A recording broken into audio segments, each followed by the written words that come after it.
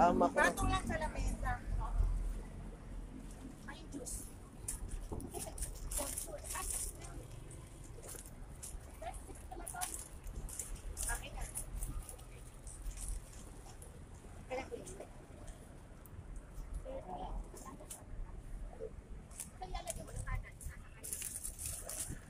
Meron pa. Nahulog po.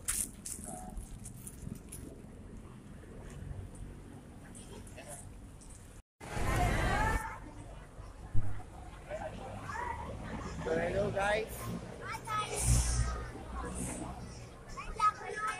Ay, Mika, pila ka na dyan. Oh. Oh, asan yung anak mo? Papilahin dyan.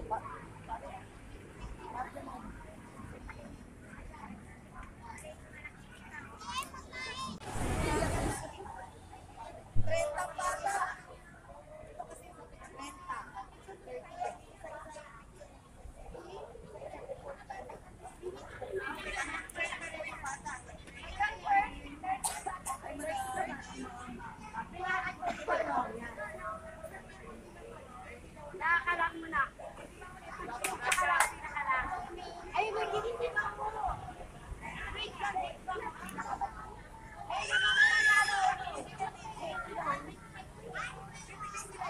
So, ito guys, so nagsasagawa po ngayon.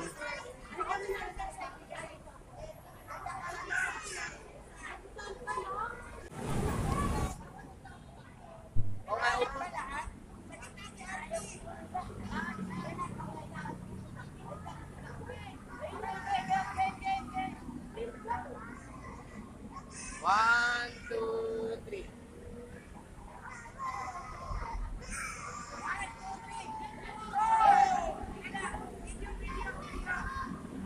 One, two, three, go.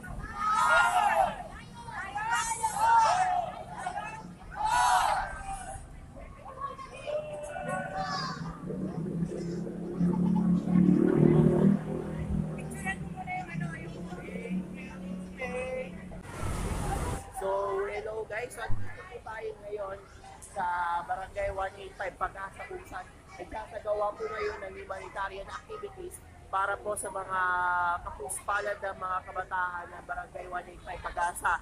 At magkakaroon po ngayon ng proyekto ang Pasay Association of Persons with Disability at ang Lions Club Ayala amin po sa Pangulila po ni Ma'am Ma'am Cecil. Ayan po, nanimigay po si Ma'am Cecil ng mga pamerienda sa mga bata na nakapila po dito po sa Pag-asa. So enjoy naman yung mga bata sa pinamimigay nilang baon na merienda at meron din pong ipamimigay na mga grocery packs para po sa mga kapuspalad natin na nakatira po sa 185. So, meron din po tayong metformin at reading classes na itinamamahagi po sa team mga kapuspalad ng 185. So, ngayon po ay araw ng Miyerkules, November 8, kasi anniversary po sa ng Yolanda, anniversary po ng pagtama ng bagyong Yolanda sa Pilipinas, at syempre po karawan po ng ating kagawad na si Ronel Toto Ramos, na anak po ng dating kapitan at yumaong Toto Ramos na nagdiriwang po ng kanyang karawan dito, no?